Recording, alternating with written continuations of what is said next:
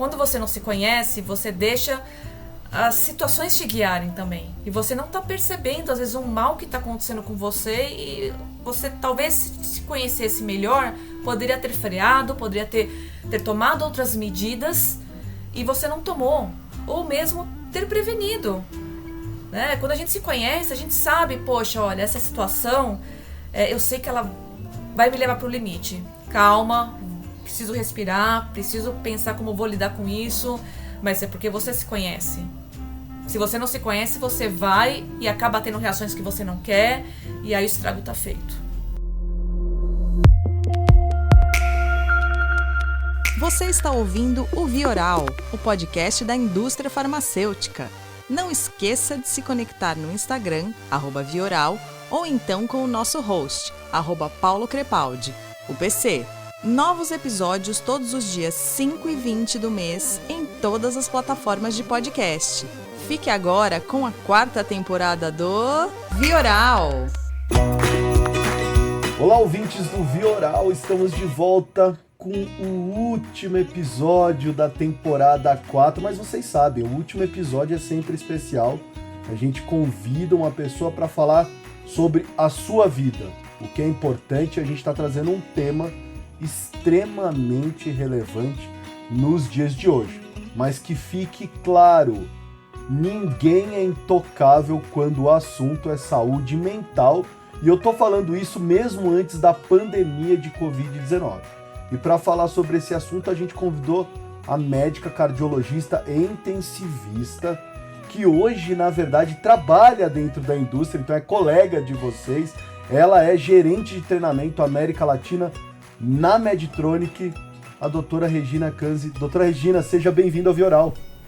Muito obrigada, Paulo. O prazer é todo meu de estar aqui, de falar com esse público maravilhoso, que também é da indústria e de outros setores.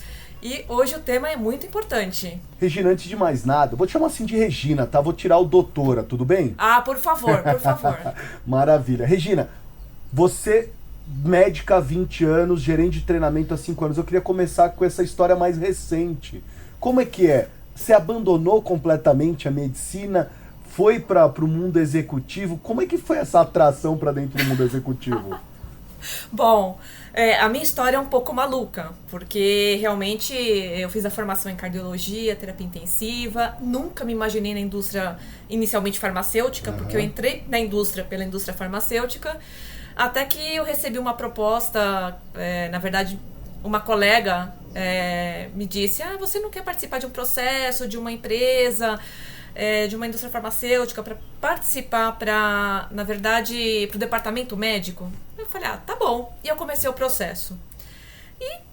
E passei nesse processo, comecei a entrar em contato com vários outros setores, marketing, regulatórios. Isso foi me encantando. Até então, eu mantinha um vínculo bastante forte, tanto com a cardiologia como com a terapia intensiva. Uhum. Bom, depois de alguns anos, surgiu uma outra oportunidade, dessa vez na indústria de medical devices. E aí a proposta era para ser gerente de treinamento. Bom, eu sempre gostei de dar aula, sempre gostei de ensinar, de interagir com os vendedores, então isso me encantou. E medical devices é uma outra indústria, e como eu sou muito curiosa, eu gosto de aprendizado, eu gosto de conhecer coisas novas, falei, por que não? Participei do processo e passei. Então, é assim que eu comecei essa história na área de treinamento há 5 anos. Agora, Regina, vamos para o nosso assunto. Hoje a gente vai falar de equilíbrio, né? Existe equilíbrio de vida profissional, pessoal. A gente vem de um ano pandêmico de Covid-19. A gente sabe todos os dados, todos os estudos mostram que isso agravou demais a nossa saúde mental. Eu queria começar por aí. Como é que é? Tá todo mundo afetado pela saúde mental por causa da pandemia, Regina? O que a gente sabe? Olha, o que a gente sabe é que, assim, antes da pandemia, só para você ter uma ideia de dados, segundo a Organização Mundial de Saúde, o Brasil já era o país mais ansioso do mundo e o 5º com o maior número de casos de depressão. Então, nós já tínhamos esse histórico. E aí, diversos fatores políticos, socioeconômicos, culturais, que contribuíam para isso. E a pandemia piorou. A pandemia trouxe aí uma piora muito grande. Tem uma pesquisa recente que foi feita pela Fiocruz, onde 53% dos brasileiros relataram que realmente a saúde mental piorou muito, né, durante a pandemia. Então, muita gente com dificuldade para dormir, os níveis de ansiedade aumentaram muito, de depressão. Realmente, foi uma piora muito grande. E, Regina, tem como... Aí a pergunta, né? Hoje a gente está vivendo, aqui mesmo é uma situação nossa, você está hoje num local, eu estou em outro, na minha casa. A pandemia deu essa flexibilidade para o mercado de trabalho, para os colaboradores da empresa. Isso deve ajudar positivamente ou não? Porque eu estou te fazendo essa pergunta porque a gente está pensando em retornar para o escritório. E eu acho que deve estar todo mundo se perguntando qual que é o impacto isso numa saúde mental que já está afetada. A gente perdeu um pouquinho dessa flexibilidade, voltar a enfrentar o trânsito, voltar a enfrentar aquele estresse que a gente já faz 2 anos que não está acostumado mais, né? Pois é, mas aí eu acho que existe... Parece paradoxal isso. Ai, vamos voltar para o escritório, que droga, não vai ser legal. Eu acho o contrário. As pessoas estão ávidas por relacionamentos, por se socializar. Uma das maiores perdas que nós tivemos durante a pandemia foi justamente a socialização. Nós tivemos a maior flexibilidade, trabalhamos de casa, não enfrentamos o trânsito, isso foi ótimo. E por outro lado, ficamos mais isolados. Então, hoje o que eu percebo é as pessoas felizes porque querem voltar para o escritório. E provavelmente essa volta, não acredito que será uma volta total. As empresas também entenderam, aqui no Brasil, que precisa dessa flexibilidade. Que trabalhar de casa alguns dias e trabalhar no escritório em outros dias também se mantém a produtividade. Porque foi assim que todos nós tivemos que realmente passar por esse período. As empresas não tiveram escolha. E as empresas no Brasil tinham muita resistência com essa questão de home office. Então eu acho que hoje, depois do que todos nós passamos, a gente realmente vai ter um modelo mais híbrido. E isso vai ser muito bom. Agora, é capaz, doutora, e um dos assuntos aqui dentro desse equilíbrio que a gente tenta é falar de estresse.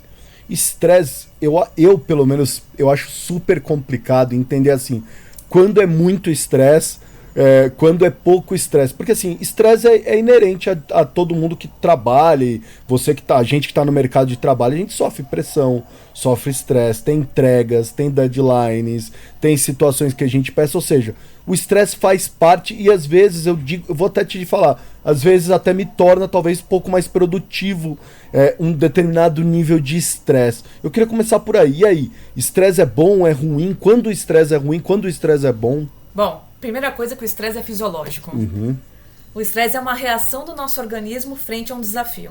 Então nós temos ativação de diversos circuitos neuroendócrinos para realmente poder enfrentar esses desafios e voltar ao equilíbrio. Quando que é o problema? O problema é quando esse estresse se torna demasiado. Quando esse estresse, ou ele é demasiado, ou ele é muito prolongado. E aí, tem algumas situações, né? Você comentou anteriormente sobre o estresse que é bom e que te leva a performar. Então vamos começar com algumas definições.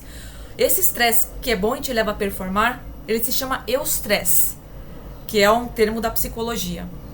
E realmente, você está certo. Então, você tem um desafio, você assumiu um novo cargo, você sabe que terá que aprender novas habilidades, fazer novos relacionamentos, isso vai te gerar um estresse, mas você vê isso como algo bom, como uma oportunidade, e você realmente vai performar, né, se você encarar dessa forma. Agora, também tem pessoas que às vezes estão diante de situações que, para outras pessoas, não seriam um estresse ruim, mas elas, por algo inerente à sua própria psicologia, encaram mais como uma ameaça do que como uma oportunidade. E aí o estresse ele acaba se tornando maléfico também. Então a gente tem 3 pontos do estresse para ele ser ruim. Como você lida com o estresse, situações que a maioria das pessoas talvez encarassem como uma oportunidade, você enxerga como uma ameaça. Situação de um estresse muito grande, uma carga de estresse muito elevada, e a terceira situação de um estresse muito prolongado. O excesso de trabalho provavelmente deve ser uma das maiores fontes aí do estresse hoje, da própria exaustão ao trabalho e do burnout, né? Que o burnout também é um tópico novo, porque entra no CID e a gente está discutindo muito isso, né? Talvez a grande discussão aqui é quando o estresse se torna burnout, ou o burnout é consequência de um estresse excessivo, Regina, é isso? Exato, exatamente. Quando você tem um estresse excessivo e você não consegue lidar com essa situação, você entra em burnout, que é uma síndrome de esgotamento profissional. E essa síndrome de esgotamento profissional vai te levar a outras doenças, vai te levar a uma depressão, vai te levar a uma ansiedade. E isso é algo muito sério. A gente também vê isso de forma muito frequente aí no mercado de trabalho. E como trabalhar então com mais inteligência? Regina, existem algumas maneiras para você evitar ou talvez tentar melhorar o seu bem-estar? Sim, existe. Eu acho que a primeira coisa é entender aquela questão de equilíbrio entre vida pessoal e trabalho. Não tem também essa questão de é 50% do tempo na vida pessoal. Não existe essa matemática. Eu acho que quem estabelece a matemática é você. Sim. Né? Mas precisa de momentos de descanso. Então a gente precisa de momentos com a família, momentos de lazer, ter um hobby. Mas quando eu falo ter momentos de lazer, é realmente ter qualidade.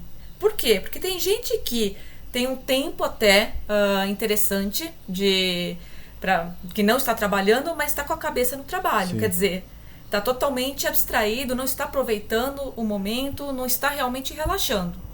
Então, tenha tempo, mas tempo de qualidade. Mas eu consigo ter 2 horas por dia, não sei, estou chutando. Tenha tempo de qualidade nessas 2 horas com a sua família, estabeleça limites. Tem que estabelecer limites. A gente não pode ficar escravo também às 24 horas. E-mail, a partir das 6 da tarde, eu não vou mais ler e-mails porque eu me determinei que eu vou ficar com a minha família, vou me dedicar para minha família. Final de semana, também, não vou acessar e-mails. Eu acho que a gente precisa se impor um pouco mais no sentido de nós nos colocarmos limites. E também limites, de certa forma, quando a gente percebe que há um exagero aí das outras partes. Agora, perguntar para você, Regina, existe separação? Porque a gente tá falando de equilíbrio de vida profissional e profissional, dá para separar profissional da pessoal ou da pessoal da profissional? Porque assim, eu não consigo, para mim é uma coisa, eu tenho vida, né? É o PC e ponto, né? Eu concordo com você, eu acho que tá tudo integrado. Hoje a tendência é a gente pensar realmente é uma integração.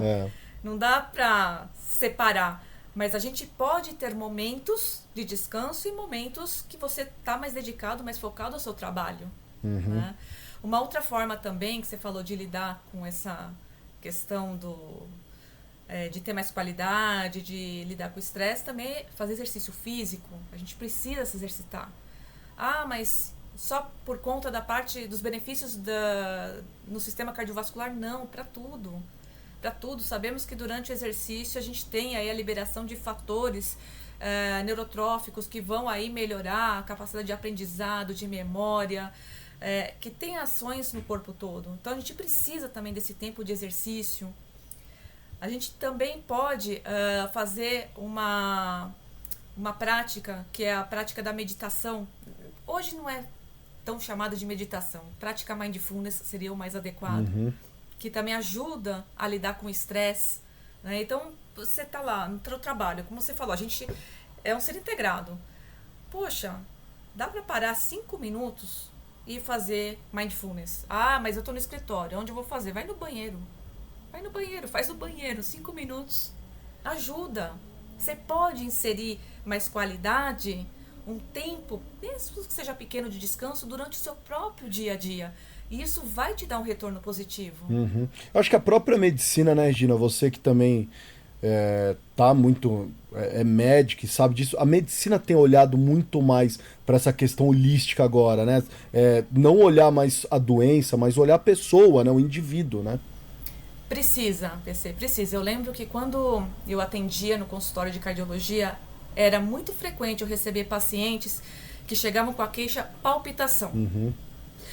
Eu tenho palpitação. E você começa a conversar e entender o que é que está acontecendo com a pessoa, os sintomas, e aí você vai buscar algumas causas, ver se não tem uma causa emocional. Lógico. E olha, quando eu fazia isso, eu sempre descobria uma causa assim, era um estresse que tinha passado, ou a pessoa tinha sofrido algum problema na vida, em determinado momento que ela se traumatizou e a partir daquele momento ela passou a ter sintomas.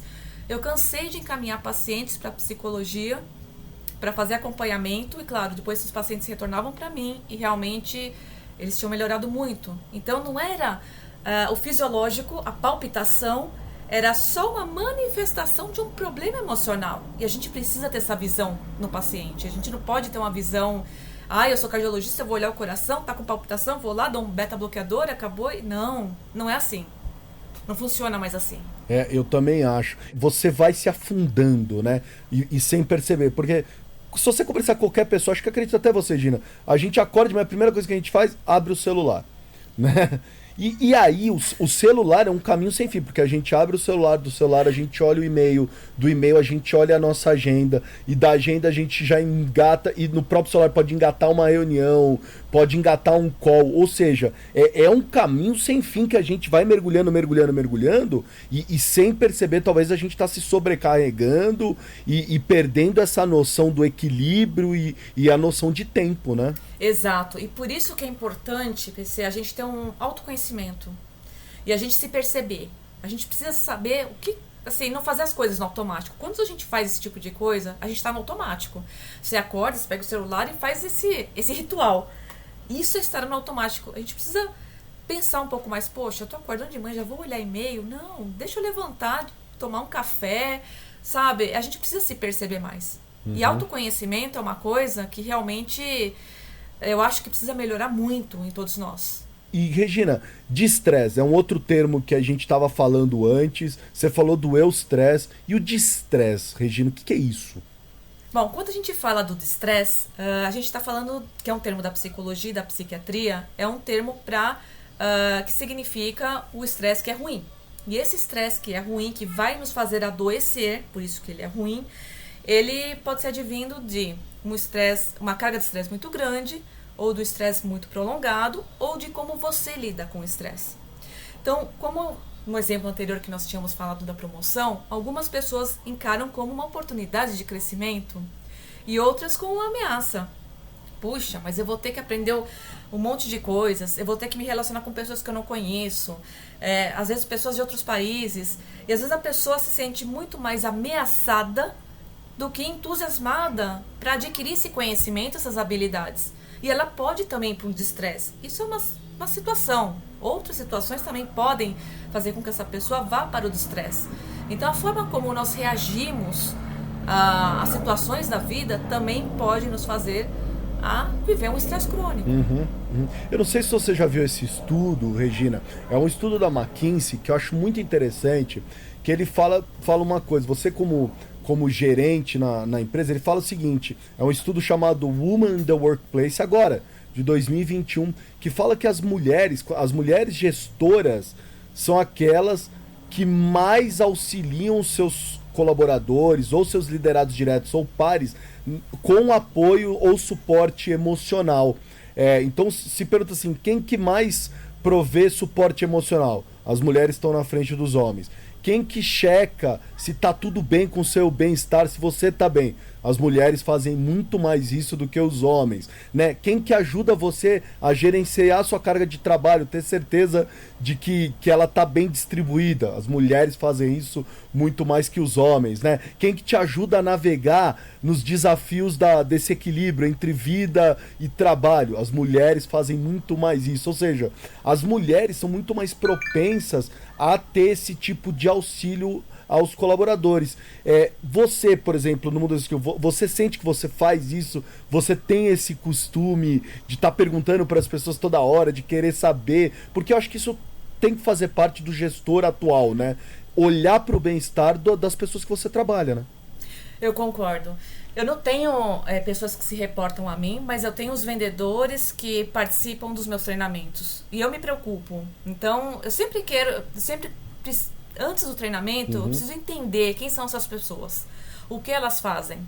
Recentemente eu tive um treinamento na América Latina e no primeiro dia de treinamento as pessoas têm que se apresentar. Eu quero ter uma noção, quais são as linhas que você trabalha, porque é diferente das linhas do Brasil. Para ter uma noção do quanto essa pessoa também é sobrecarregada ou não.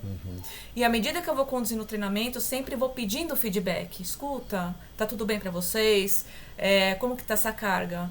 Como que vocês estão conseguindo aprender? É uma forma, a gente tem que cuidar, né? Não é só, no meu caso, passo o conhecimento, passo aquele monte de slides, acabou. Não, eu preciso saber, primeiro, tá entendendo? É possível a gente fazer algumas atividades depois? Como que está o seu dia a dia? Como que vocês estão gerenciando as questões do dia a dia durante o treinamento? Esse treinamento virtual, a gente sabe que e-mail não para, telefone não para, algumas vezes eles não podem dizer não. Não, olha, estou em treinamento, não posso atender o telefone do cliente, do hospital, não sei de onde, que está precisando de um equipamento. Então, eu sinto que eu faço isso, eu me preocupo muito com eles, porque mais que um treinamento, eu quero que eles tenham um bem-estar. Eu preciso deles bem para que eles consigam absorver aquilo que eu vou passar, ou melhor, aquilo que a gente vai construir juntos. Sem dúvida. E até eu acho, Regina, a gente está vendo também aí, outras pesquisas mostram que muita gente está querendo largar o seu trabalho. Né? Tanto que o mercado de freelancers e etc. vem crescendo em demasia, porque as pessoas têm optado realmente por ter uma qualidade de vida muito melhor. Você fala, eu não quero, não aguento mais isso, eu posso ter uma qualidade de vida melhor. Então tem muita gente optado por isso, né?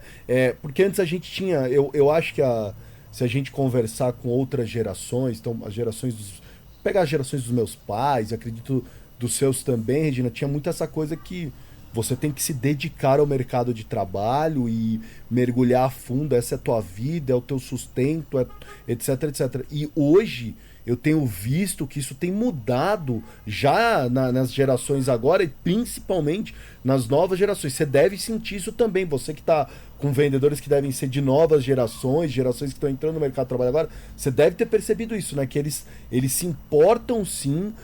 Eu quero estar no mercado de trabalho, mas para minha vida, minha qualidade de vida é extremamente importante, né? Sim, a gente percebe isso. Eu acho fantástico, porque precisa. Era um equilíbrio que as gerações passadas não pensavam muito. Era 100% trabalho.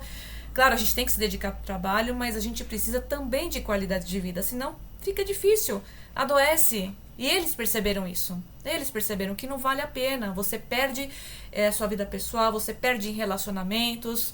Então, realmente é um movimento, na minha opinião, é bem positivo. Agora, a gente está falando muito disso, Regina. Existe solução? Tem como lidar isso? Vamos falar do mundo corporativo, para todo mundo que está nos ouvindo aqui e está dentro do mundo corporativo. Tem como acabar? Tem como lidar? Tem como gerenciar? O que dá para fazer, Regina?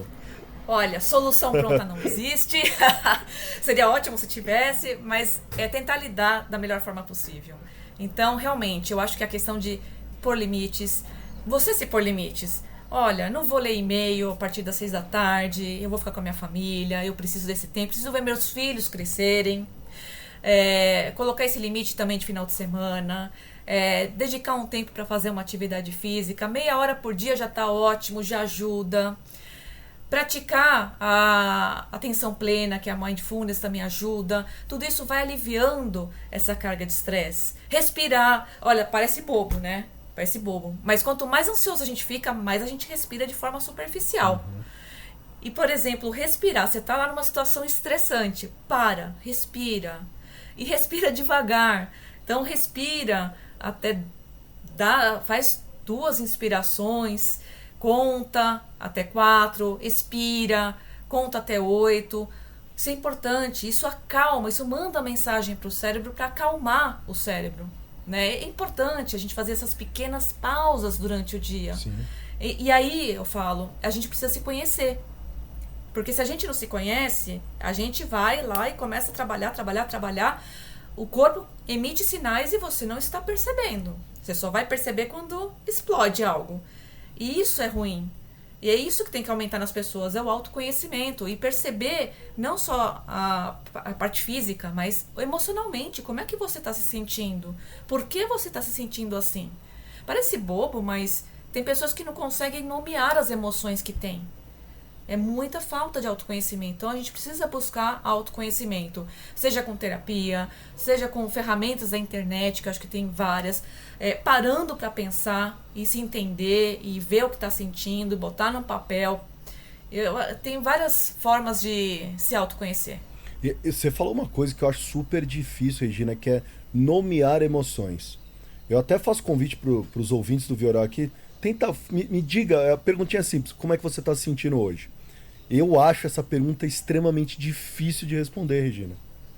Porque a gente conhece poucas emoções, né? Se a gente for pensar, feliz, triste, chateado, e é difícil, né? Às vezes você fala, não sei, eu tô no meio, como é que chama o meio, né? Mas é por isso que é um exercício. É um exercício. Quando a gente faz musculação, a gente não fica com a musculatura hipertrofiada de um dia pro outro. Então, realmente, você começar a se conhecer também não vai ser de um dia pro outro. É um exercício diário. Poxa, como é que eu tô me sentindo?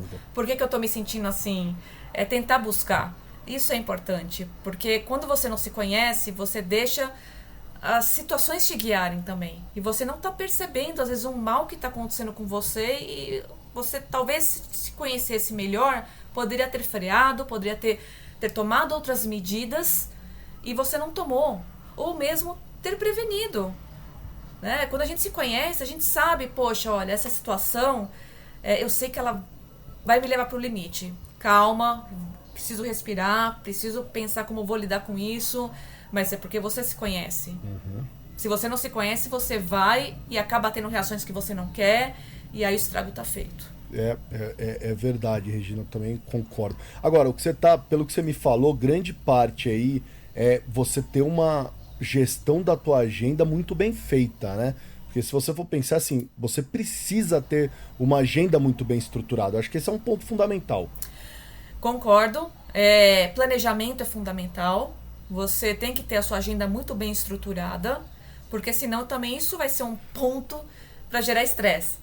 Isso vai ser um ponto que vai tirar teu foco, tirar tua atenção, você se torna menos produtivo e vira uma bola de neve, porque aí você não consegue ter sua produtividade maximizada e vai empurrando para outro dia, e quando você vê, você está atolado de trabalho, de calls, enfim, uma série de coisas. Eu concordo com você, planejamento é fundamental. O que você fez, Regina, nesse ano pandêmico para ajudar a aliviar um pouquinho a sua saúde mental? Olha, PC, vou te falar que no início eu tive uma carga de trabalho imensa, porque a gente lida com a parte de ventilação mecânica. Então veio mesmo uma dose, eu tive que fazer uma revisão de 144 vídeos, assim, em 2 semanas, vídeos traduzidos, e foi algo muito pesado, realmente, fora as outras demandas. Eu trabalhei mais na pandemia, e foi aí que eu conheci o Mindfulness, porque eu percebi que o meu nível de estresse estava muito alto, eu não dormia mais, estava precisando tomar remédio para dormir, uma crise de ansiedade absurda, e aí eu fui pro Mindfulness, e o Mindfulness me ajudou muito. E eu tinha preconceito com o Mindfulness. O que é um aplicativo? Você procurou um profissional? O que foi, Gina? No caso, eu tenho uma colega que é psicóloga e ela faz essas práticas de Mindfulness. São práticas de 8 semanas. E aí eu vi, ela publicou no Facebook, eu falei, Anne, eu quero participar disso. Não, tudo bem, então vamos participar. São 8 semanas o curso. E aí a gente passava quase 2 horas, no caso era domingo. E ela falava um pouco, mas depois a gente ia para a prática da atenção plena.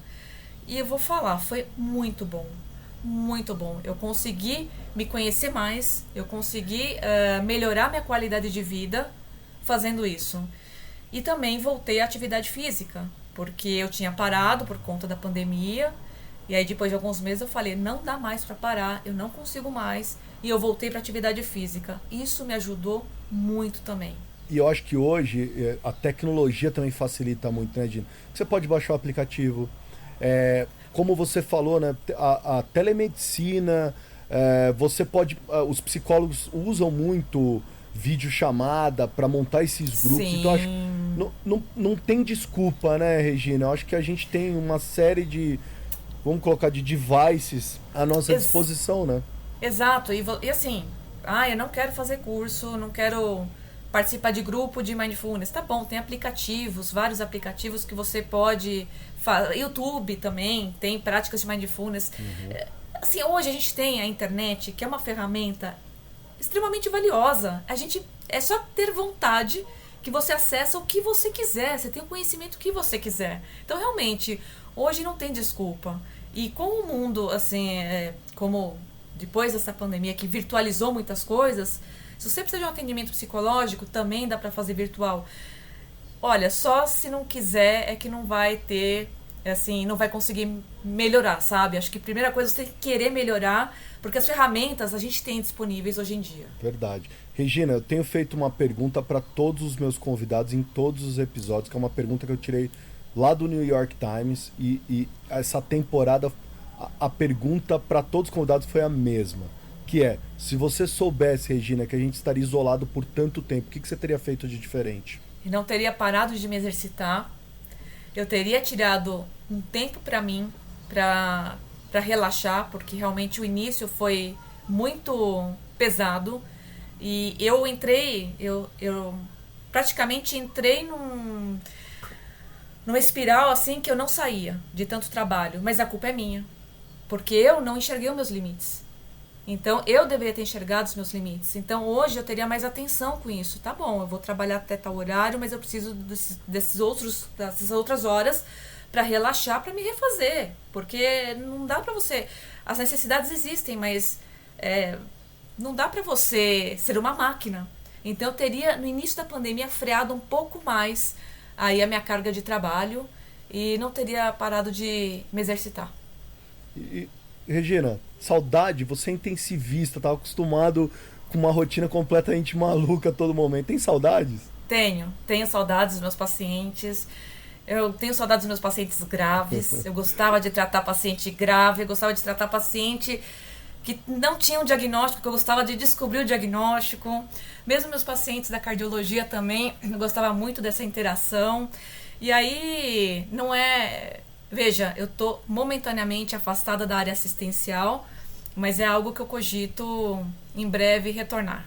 Que legal, Regina. Agora, Regina, é verdade que você chega a se fantasiar nos seus treinamentos para criar storytelling? Conta um pouquinho disso, eu fiquei curioso. Você se transforma, você se veste, cria personagens?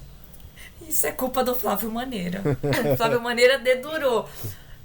Eu gosto de fazer uns treinamentos mais divertidos, sabe? Então, às vezes o assunto é muito pesado, é muito técnico. E como é que eu vou entreter os vendedores? Eu tenho que fazer alguma coisa com humor. Então, assim, a primeira vez que eu fiz storytelling, eu usei no caso, os vendedores eram colombianos. Eu usei vários quadros de Botero e montei uma história. E botei anatomia, fisiologia, patologia, equipamento. Montei uma história que tinha a sogra também que atormentava. Olha, tudo que você possa imaginar com o casal lá de gordinhos lá do Botero aconteceu. Então, essa é uma forma que eu faço storytelling. E também, eu me fantasio, eu boto peruca pink e coloco umas roupas estranhas e eu finjo que eu tô no hospital. E eu faço os vendedores de meus residentes e começo a passar um caso clínico. E eu faço que estou discutindo com eles. E claro, muito humor, né? Muito humor. Mas é uma delícia, eu adoro. Eu falei, um dia eu vou ser demitida, porque eu faço umas coisas meio malucas. Olha, gente, hoje a gente conversou com a Regina Kanzi para trazer esse assunto, para a gente poder conversar sobre esse assunto. Então, comentem aí nas redes sociais, enviem, se vocês quiserem enviem perguntas para a Regina. Eu vou colocar aqui na descrição do episódio o Instagram e o LinkedIn. Regina, qual que é o teu Instagram para as pessoas que querem te seguir? Regina Kanzi. Canzi, certo? Exato. E meu LinkedIn também é Regina Kanzi. Regina Kanzi. Eu vou deixar tudo isso para vocês clicarem aí na descrição, para continuar batendo papo, para tornar esse assunto mais recorrente, é importante. Vocês relatarem um pouquinho da experiência de vocês, o que vocês têm mudado na agenda de vocês, como que vocês se planejaram para tentar diminuir, porque isso não vai acabar, né, Regina? Eu acho que muito pelo contrário, a gente vai cada vez mais falar sobre isso, sobre esse equilíbrio de vida pessoal e profissional, sobre estresse, sobre todos esses assuntos que a gente trouxe. E eu queria agradecer, Regina, você demais, aproveitar e desejar um Feliz Natal a todos os ouvintes. Obrigado por mais uma temporada. Para você também, Regina, e um ótimo 2022 para todos vocês. Obrigado, Regina. Obrigado, Maneira, também por ter me apresentado você e você ter topado falar com a gente. PC, eu que te agradeço a oportunidade e eu queria deixar uma mensagem final para todos, pratiquem autocuidado. Se cuidem porque é muito importante. PC, muito obrigada mais uma vez e que você tenha um excelente Natal, você e todos os ouvintes um excelente Natal e um feliz 2022. Para todos nós, Regina, muito obrigado. Esse foi o último episódio da 4ª temporada do Vioral. Ano que vem tem mais, a 5ª temporada, mais convidados, mais assuntos. Muito obrigado e até ano que vem. Fui! Você ouviu o Vioral, o podcast da indústria farmacêutica. Para se conectar é fácil. vioral.com.br, @Vioral no Instagram, ou então envie um e-mail para vioralhealthcare@gmail.com. Até a próxima dose oral quinzenal para seus ouvidos.